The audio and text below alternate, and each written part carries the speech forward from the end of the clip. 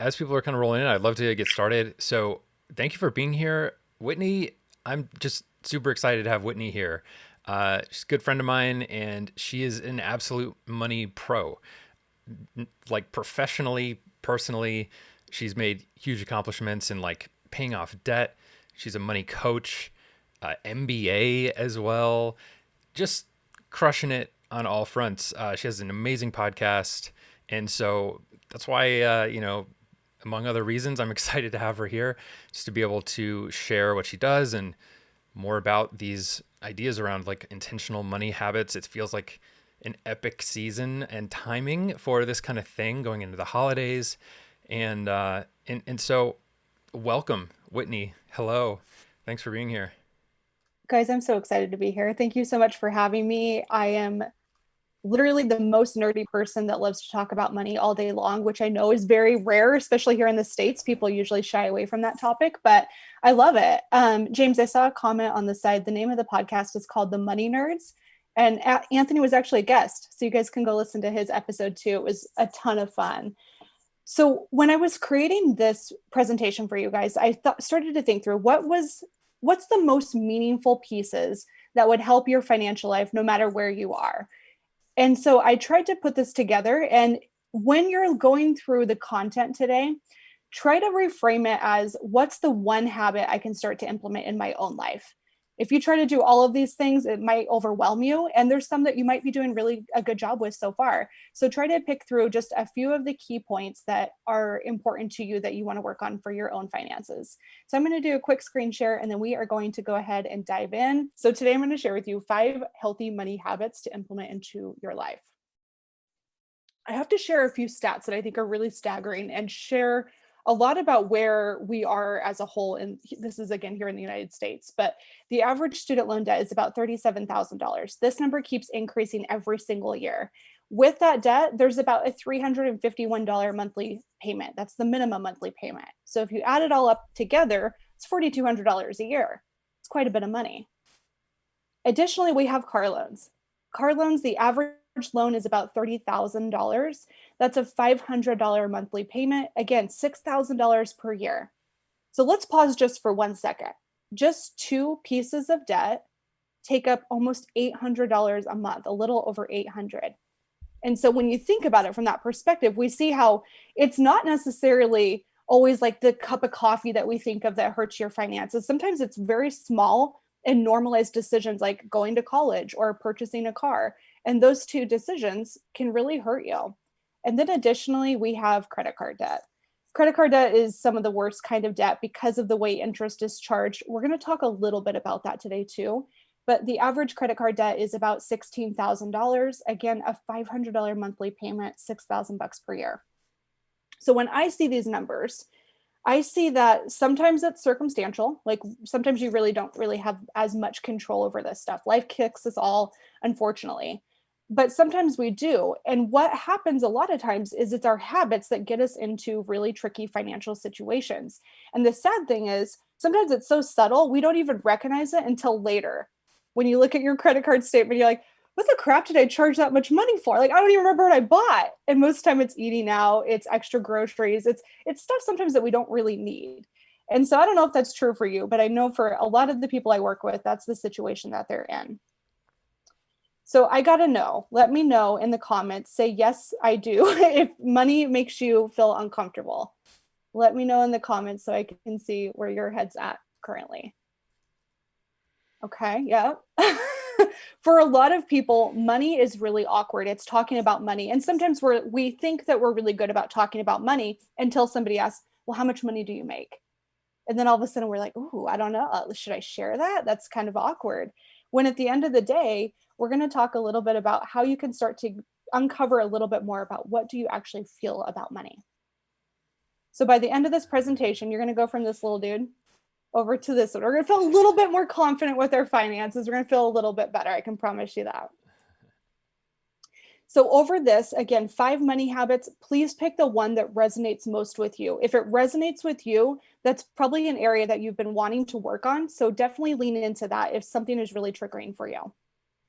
If you are like, who the heck is this girl? I don't know who she is. Let me tell you a little bit about me and my business and what I do. So I'm a financial coach, which means I work with people on the day-to-day stuff with money, budgeting, paying off debt, building up their savings, getting a basic understanding of what is an index fund, what is an ETF, what does all of the really crazy terminology mean for my life.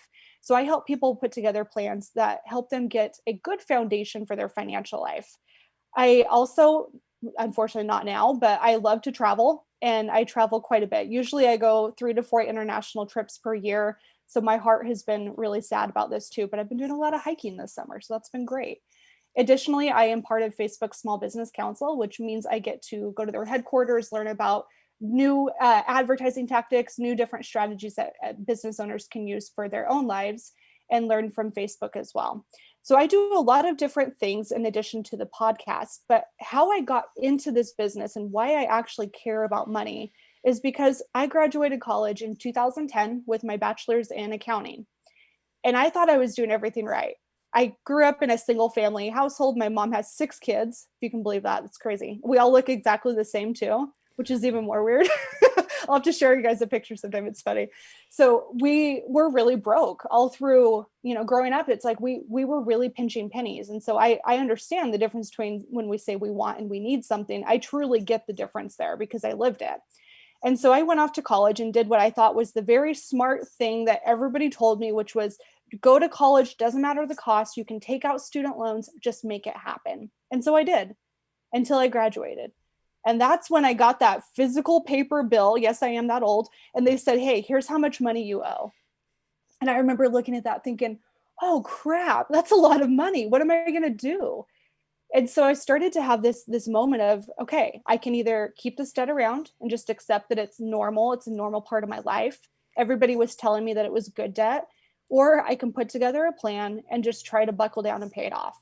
And that's what I did. So I worked as a nail technician doing manicures and pedicures, nights and weekends. That was my job to get me through college. And then by day, I was a staff accountant doing taxes and external auditing. So the two different jobs and putting together a very strict plan, which I don't recommend if you are not that type of personality type, know yourself very well. But for me, that was no coffee, no eating out whatsoever. I rented out my house and I moved in with my boyfriend. We'd been dating since high school. So I got a reduced rent. My house actually rented for a profit. So I was able to make a lot of small tweaks in my finances to pay off all of that 30,000 in 10 months. Now, when I started to tell people I paid off my debt and I'm so proud of myself, that's when people would stop and say, hey, how'd you do it? Like, teach me. So we'd ironically sit in a Starbucks and we would drink some coffee and talk about how to pay off debt. And that's where I launched my business, which I thought was just a hobby. I didn't think you could actually make money doing this stuff. I thought you had to be a financial advisor or an accountant to make money with finance. Thankfully, I was wrong. So that's a little bit about my background and why I'm so passionate. I realized that when I was paying off my debt, it wasn't about the money. It was actually about who I became in the process. And that's why I still look back on my debt-free story. And I had so much fun with it. It was a lot of sacrifice, but the person I became in that process has been, it just showed me what I was made of. So I never look back on my debt-free journey thinking it was a negative thing. I always think it was such a positive experience for me.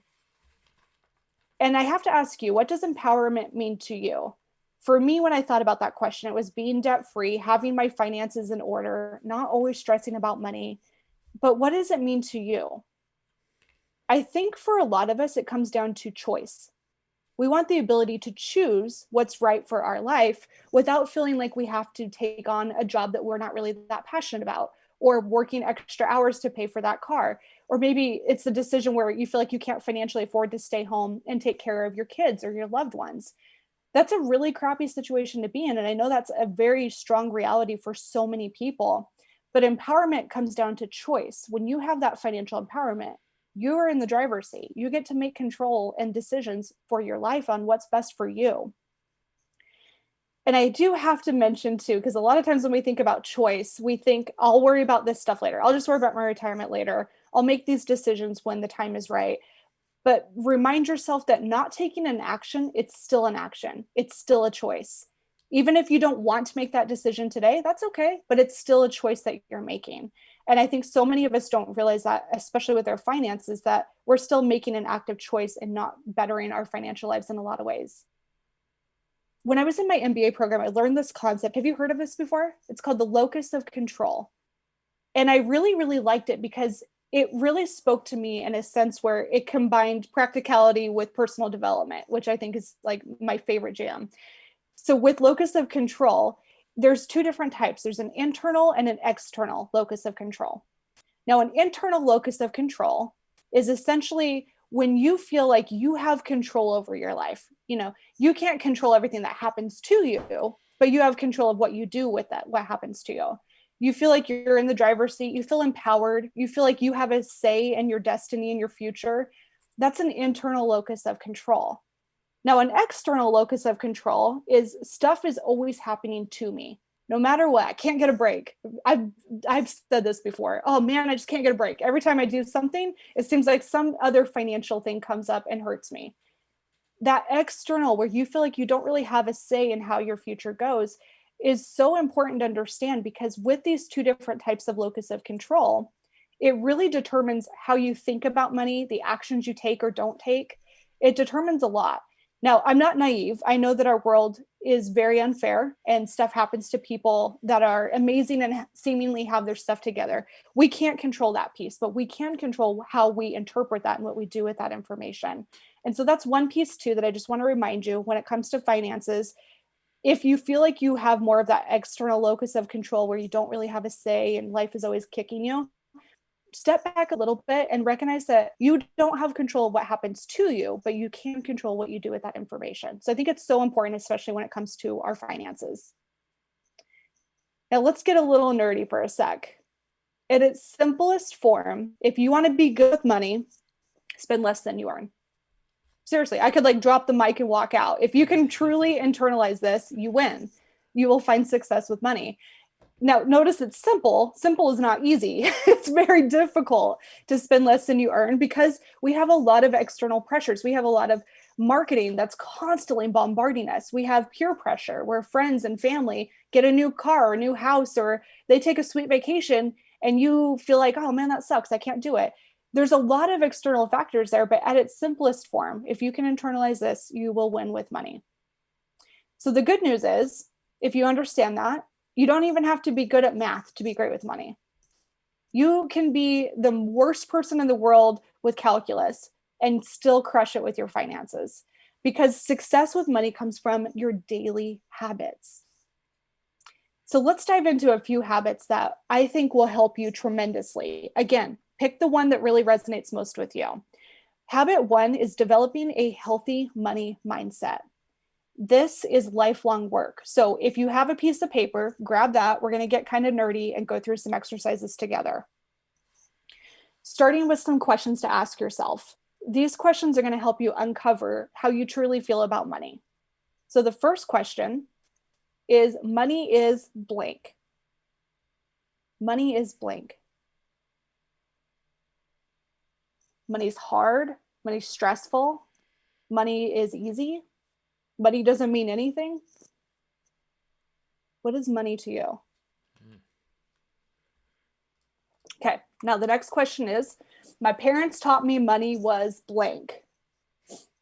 This one's tricky. It almost always comes down to childhood. Have you noticed this?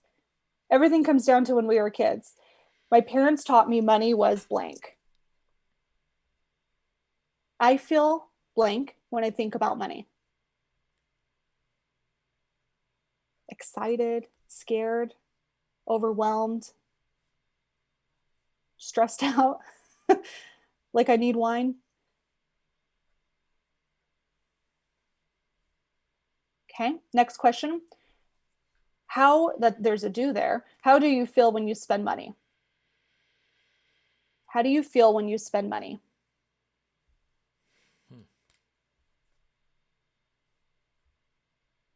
Okay, I'm going to keep us moving.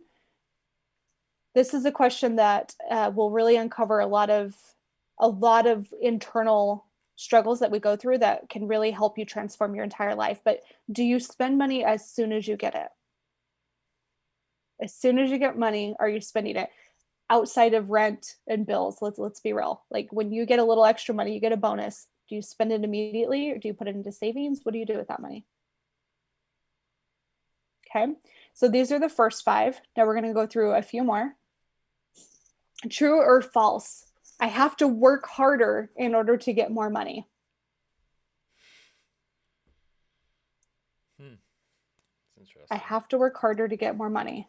I grew up with a very blue collar family, so I believe this for a very, very long time. This is one of the beliefs that I currently am working on. Okay, next one. What do you believe around rich people or poor people? What are the beliefs that you believe around rich people or poor people?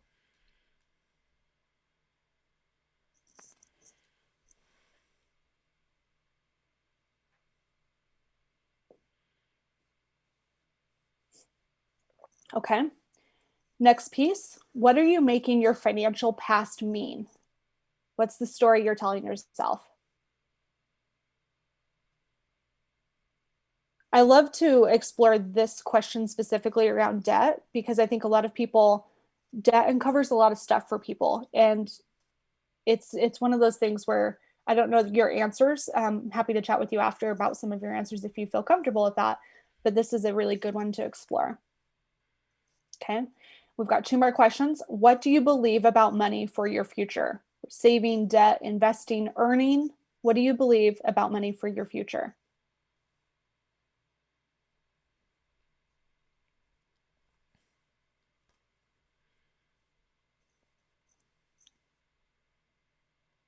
Hopefully, you're optimistic about your financial future.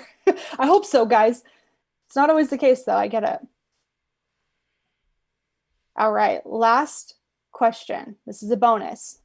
You won $1 million today. How would you spend it? Would you tell anyone? Why or why not? And what do you think other people would make it mean? You just won $1 million. You're walking down the street. Okay, we're gonna say you played the lottery. None of us. Okay, please don't play the lottery. Okay, it's not great, but your chances of winning are very slim. But let's say that's what you did. Somebody bought you a lottery ticket for Christmas. You scratch it. You just won $1 million. Would you tell anybody? When I thought through this question, I was like, I don't know if I would actually. I seriously don't. But that means something. That means something about my money mindset because all of these questions are uncovering little clues of what you truly believe. Now, here's the thing if you believe that money comes from hard work, now don't diminish it. We all have to work for money. At the end of the day, we're trading our time for money in some capacity. But do you have to work harder in order to get more money, or do you have to provide more value in order to get more money? Even something that simple, it really does help you understand what your beliefs are around this stuff. And it's up to you to determine whether or not it's healthy or unhealthy for your life. You get to choose that. But if it's not serving you and it's not allowing you to up level your life in some way, it's probably holding you back. Because what I have learned over the years is that money is neutral. It's neutral. It's just a tool. It's no different than my coffee cup. You might hate my llama coffee cup. I happen to love it, but you might think it's the worst thing ever. At the end of the day, it's just a coffee cup. Neither one of us are right or wrong, but we give money meaning. And that's the interesting piece is that money is just a tool. We are the ones that tell it this is means we're bad people. This means we're good people. We're the ones that give it that meaning. And I think when you know that, you can start to control that narrative in your head and it makes it such a big difference. So that's where it comes to reframing your mindset. I think this is one of the most important habits any of us will ever work on is understanding our money mindset. And to reframe that, maybe you wrote down all of those answers and you're not really happy with the way you answer that. It doesn't really serve you. It makes you kind of feel kind of crappy and a little cruddy inside. If that's the case, it's a good indicator it's time to reframe. The way to reframe anything, but especially your money mindset, is to observe first. Look at that list that you wrote and just observe it. What is the overall? Is it negative? Is it positive? Do you feel excited about your future? Do you feel not so excited? Observe first, question next. Where did that come from? Why do I feel this way? Why do I feel like money doesn't grow on trees? It seems to for some people. Why is it not for me? Start to question where is that coming from? The next thing is to alter.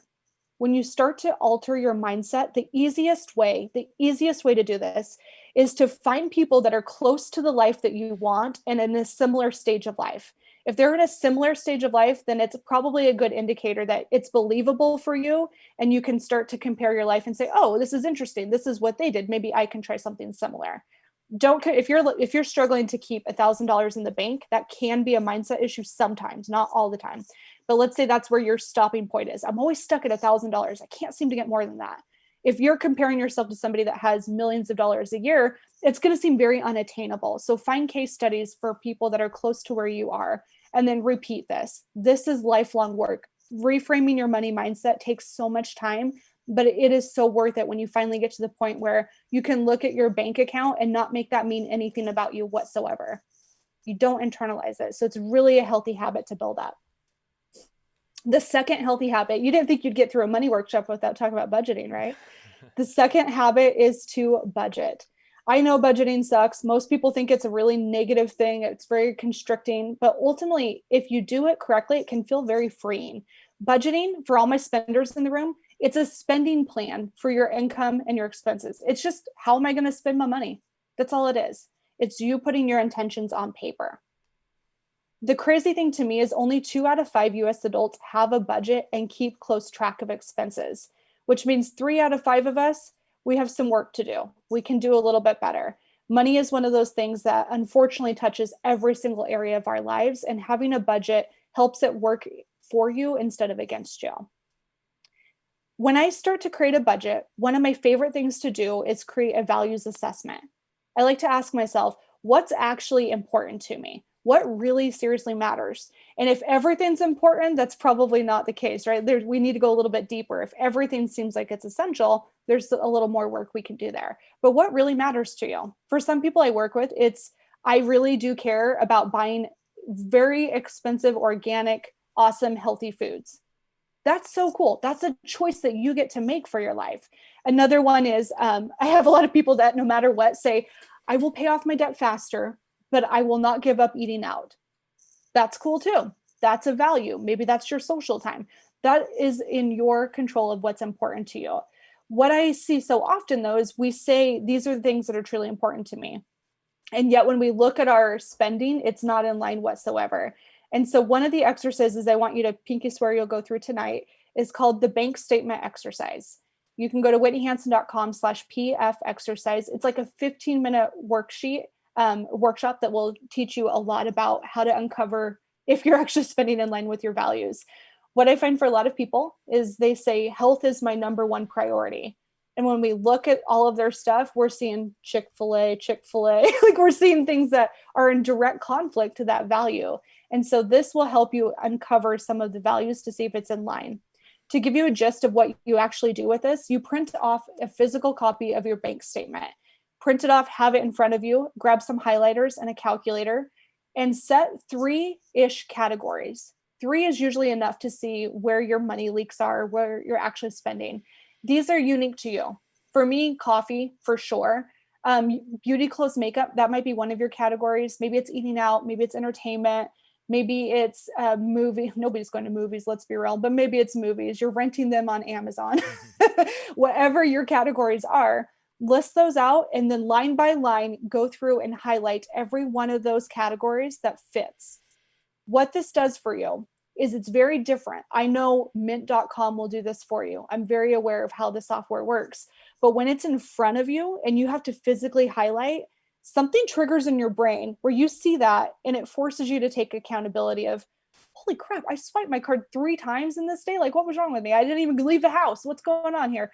It starts to show you how often you spend money and how many times it's just very unintentional. And so that's what this exercise will help you with. Once you have that done, you are officially ready to start creating your budget. Step 1 to creating a budget is listing out all of your monthly expenses, every single one of those things. Netflix, your HOA bill, car insurance, your car payment, credit card payments, all of that stuff. List it all out and the due dates. And now when it comes to debt, just list out the minimum payments for now. So if it's a debt, just the minimum. You're going to list everything out and just have it on a little piece of paper. It can seriously be on a notebook paper to be effective, and that's totally fine. And then step 2 is to write down your take-home pay every single month. This is tricky. If you're an entrepreneur, you got to do a little bit more digging to see for the past 3 months, how much did you actually pay yourself? I hope you paid yourself something. If not, Profit First is a great book for entrepreneurs that I highly recommend. But write down how much your take home pay is every single month. Step 3, once you have your expenses, you've got your income listed out. Now you're going to create a plan for how you're going to spend your upcoming paycheck. So if you've never budgeted before, and this is brand new to you, what I want you to do is look at your checking account balance. Log in, pull up your phone, log in, see how much do I have right now? And from that amount in my checking account, which bills do I need to pay from that amount? How much money do I need for groceries? Do I need to fill up gas in my car? Do I need to set aside some money for Christmas? All of these things can all come directly from the amount in your checking account. And then you're going to create a plan for your next paycheck. So when you intend on getting paid again, if you're self-employed, try to pay yourself at least twice a month. That's really helpful. But what are you going to do with your next paycheck? How are you going to spend that? And then step 4 is probably the most important step of this entire budgeting process. This is what makes your budget work. Set a weekly money date for yourself. Every Sunday, 5 p.m., I check in with my finances. That's my money date. Now, believe it or not, sometimes I love this and sometimes I hate it. So there's times where I have a cup of coffee and it's a really quick 15-minute exercise. And there's other times where I have to have a glass of white wine and do a little bit of crying there, But really, it does depend on how you're doing. But every single week, every Sunday, 5 p.m., I check in with my finances. What I do is I have all of my expenses listed out on an Excel spreadsheet. And if I have like groceries, say I budgeted $200 a month, every week I'll add up how much more did I spend on groceries? How much do I have left in my grocery budget every single week? And then I check in on my financial goals. What were those big things that I wanted? What am I working towards? It's so easy to lose track of that in the day to day. But if you could remind yourself of, no, I'm actually making these types of sacrifices in these areas because it's bettering this section of my life. I can save more money to get my dream home. I can buy that car I've always wanted. I can stay home with my kids. I can fund my kids' college account. When you see those goals on a weekly basis, it's so much easier to get behind your financial plan. So this is the entire process to setting up a budget that works. The whole goal of this is to give every single dollar a job. So when you're budgeting your take-home pay, say it's $2,000, $2,000 minus all of the expenses, you should be left with $0 from that paycheck. Every dollar has a job. If it doesn't have a job, you're probably going to spend it on crap you don't need. Let's be real. So every single dollar has a job. What I find that helps too with setting a budget and sticking with the budget, building up this habit, is setting money rules. Now, these are some of my personal ones. They're kind of weird, but it works for me. My personal money rules is if I choose to eat out, only eat out on Fridays. Or like, that's really restrictive. It's okay. I'm all right. It works for my life.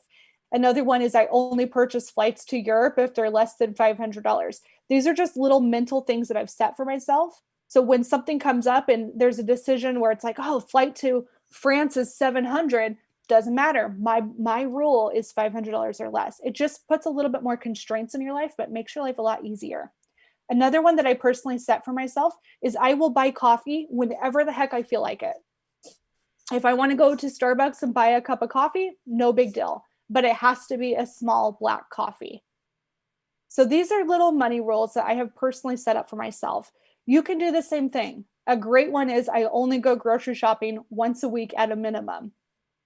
That's a good one. A lot of times we go way too much and we're consistently spending a little extra every time we go. So think through some money rules too that are going to help support your budget so that you're sticking to your plan and you're being intentional with your money.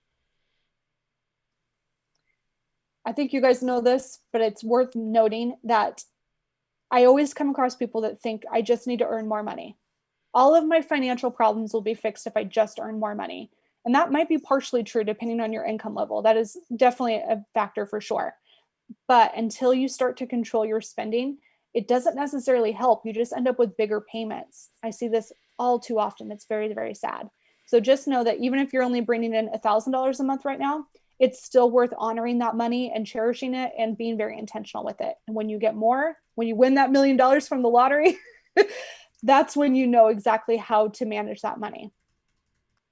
This is one of the greatest habits to implement into your life. And if you're already debt free, that's so awesome. It sounds like you probably have some good strategies that work for you too. If you're working through the process, here's how to approach it.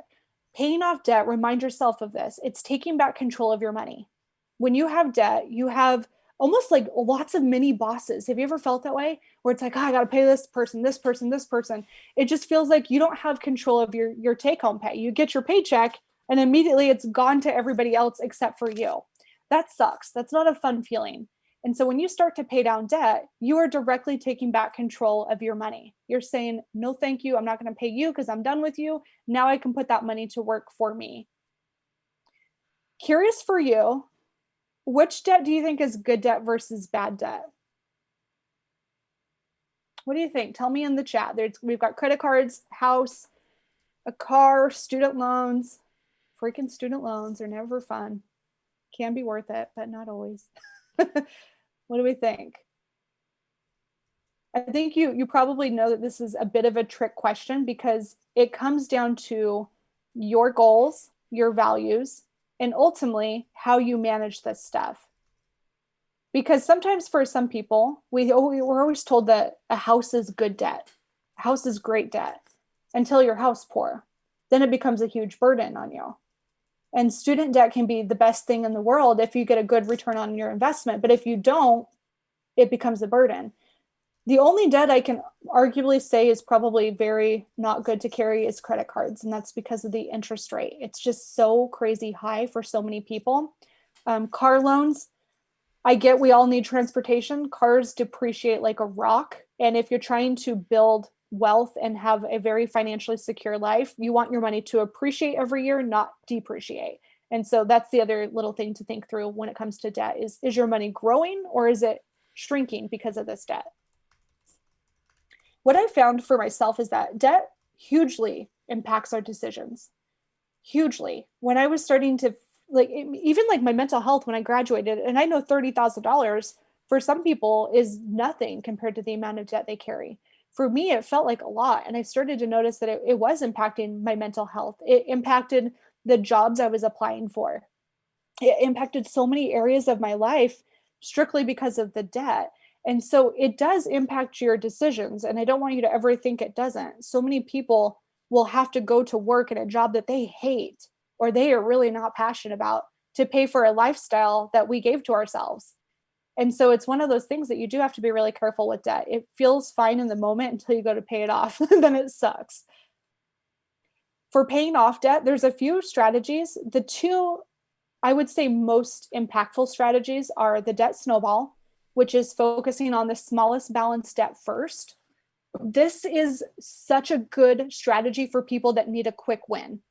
If you are one of those people that you have to be able to check some boxes, you've got to cross stuff off your checklist. If that's the case, this strategy is definitely for you because you get those quick wins. And when you see that progress, you're more likely to stay focused on your plan.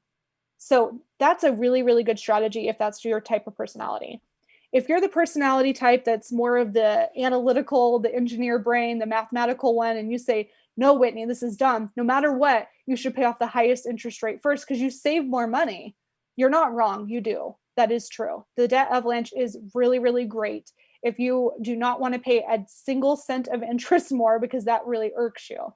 If that's the case and you can stick with that plan, that's awesome. The debt avalanche is great. Focus on that highest interest rate debt. Get rid of it so that it gives you more money every single month. Let's do a little pop quiz. Okay, if we're going to do the debt snowball, which debt are we tackling first? The debt snowball. 2, credit card 2, because of the smallest balance. So we pay off $500, we cross that off, we take that normal $15 minimum payment that we were paying, now we roll it to the next debt. You keep moving forward, you keep rolling that debt onto the next one. Pretend like you're still making that minimum payment, put it onto the next step. But if we're doing the debt avalanche, which one are we tackling first? 1, because 18% is costing you a lot. It's a lot of money, right? 18% is crazy. You can't earn that in the stock market consistently. That's a bummer. But that's one of those things where if you start to see this and you put it all on paper, you can make better decisions for yourself. The important piece is when you're paying off debt and you're getting into that habit of trying to pay off your debt, you're paying the minimum payments on all of the debts except for the one debt that you're tackling first. It's that power of focus. It makes such a big difference. Focus all of your attention on just one debt. Put any extra dollar or cent you have, if that's your goal, towards paying off that debt. And then once that's done, continue that same process. Pretend you're making that minimum payment, roll it to the next one. Keep going through your list. It makes such a big difference. When you get to the debts that are a little bit more overwhelming, like in this example, maybe car and student loan, when you see that, you're like, 25,000, that seems like $1 million. I don't know what I'm going to do there. Chunk it, break it down into $5,000 chunks or $1,000 chunks. Start to break it down so it's really tangible for your brain to process, and it helps you stay focused throughout the whole entire process. Let's go through a quick example with credit card debt. And I think you'll see why I feel like credit cards are the biggest debt to pay off first, if you can. If you have a $5,000 credit card balance and you have an interest rate of 18%, it's going to take you 47 months to pay that off if you're just making the minimum payments. 47 months for a $5,000 card, and you're paying almost $2,000 in interest. It's a lot. That's a lot. So let's say you get a little nerdy. You look at your budget, you really internalize the budget talk, and you say, okay, I can reduce my eating out by $150 per month. I can find $150 in my budget somehow. If you can do that and you apply that towards that same $5,000 card, you went from 47 months down to 20 months. And look at how much interest you saved just from one small decision. Now let's take this a little next level step. You decide you're going to be aggressive and you're going to get a part-time job. You're going to go find some extra work. You're going to side hustle. You're going to do whatever you can to bring in some extra money. You do this and you get $1,000 per month extra from this. Those two decisions that you made, you went from 47 months to now 4 months to pay off this credit card. And look at how much interest you saved. That, my friend, is a vacation. That's a pretty cool vacation. I can promise you that. There's so much we can do when we just start to see the numbers on paper. And when most people think of paying off debt, they think this is a lifelong thing that I have to do forever, but it's not true. It's only for 4 months. Can you work a part-time job for 4 months to better your financial life? Probably, if you know that it's a short-term thing. So that's why I get so fired up about debt, is because I think it's so important. And when you're starting to pick a strategy that fits for your life, do the one you'll stick with. That's the best strategy to do. The next habit to build in, I'm not going to spend a ton of time on this one because I think so many of us understand that automation is important, but definitely automate as much as you can with your financial life. Automate your savings. I love the app Capital. It's Qapital. That one is so much fun to me because you can do different challenges with yourself. You can set it to your Apple Health. So if you walk 10,000 steps a day, which I definitely am not with quarantine, that's for sure. So you can tag it, and if it gives you like a little bonus, you can say, if I walk 10,000, save $15. Or you can do the 52-week savings challenge, where week 1 you save $1, week 2 you save $2, week 3 $3, and so on. And at the end of the year, you have almost $1,400 saved up. That's a great one too, and it's all done automatically. The next thing is bill pay. Ain't nobody got time to pay bills manually. If you're doing that, automate it. I promise you, it's like the greatest thing you'll ever do for yourself, and you'll never forget to pay a bill, which is so important. Another thing to automate is investing. Anytime you're doing investing, if you're doing this on your own, I love robo-advisors. Betterment is one I personally have used. Vanguard is another. And then automating your grocery shopping. Same type of thing. You do pay a small convenience fee, but I would argue that it's probably less than the impulse shopping we get when we do go into the physical stores. That's an interesting. When it comes to saving, please open up as many savings accounts and automate the heck out of those as you need. I like to do one per goal and then one for emergencies. We all know 2020 has been a crazy, crazy year, and people with emergency funds have weathered this a little bit better than those that didn't. So please prioritize having that emergency fund. Number 5, the 5th habit, control your emotions. True story, when I was working my full-time job, I noticed that I was always going to Starbucks. Every single day, I was going to Starbucks. Just so happened to be about 9 a.m. And I would walk over there, I would grab some coffee, and I would walk back to my office and sit down and then check my emails. And I started to notice that this was becoming a habit that wasn't helping me or serving me. I didn't quite understand why I was doing it. So I started to study the habit loop. This is all from Charles Duhigg. If you haven't read The Power of Habit, please put it on your list. It's such an incredible book. But I started to study this in a lot of detail: the cue, the routine, and the reward.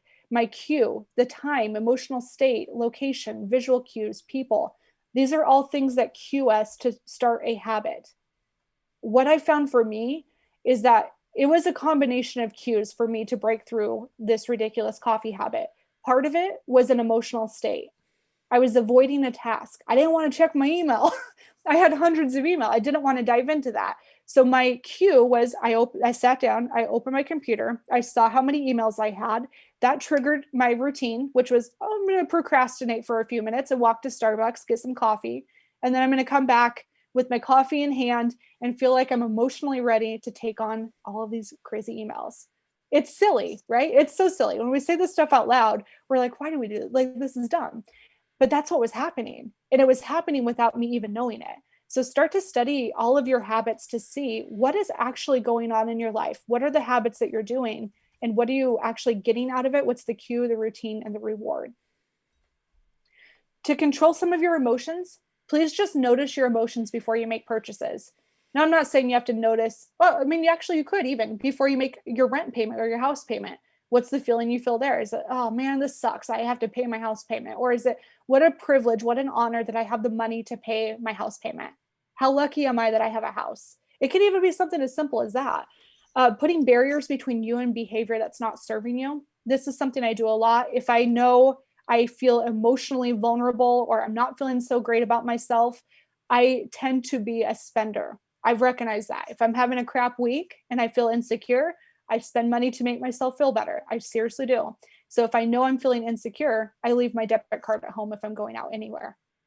Just a thing. So if I want to go shop, I can shop, but I don't have any money. So it's another little barrier.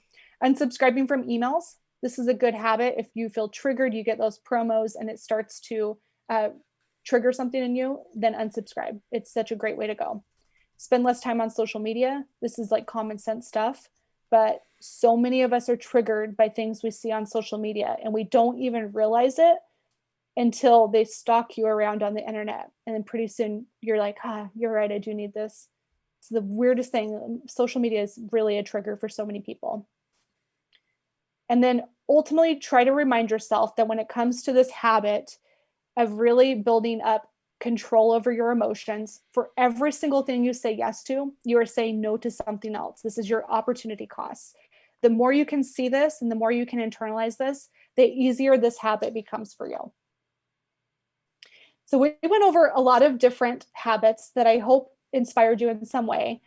Ultimately, when we're doing all of this stuff with money, it's not about being rich. I don't want you to ever feel like, oh, I'm just doing this to be rich. That's not the case. It's to live your richest life. It's living a life that's intentional for you and meaningful for you, that allows you to have fun with your limited time. That's what money is all about. If you control it, it will give you that freedom. If you do want to stay in touch, I'd love to see some of the habits that you personally implement. Here's my email. And then this is the podcast that I host. And again, please go listen to Anthony's episode too. It was so good. So, so inspiring.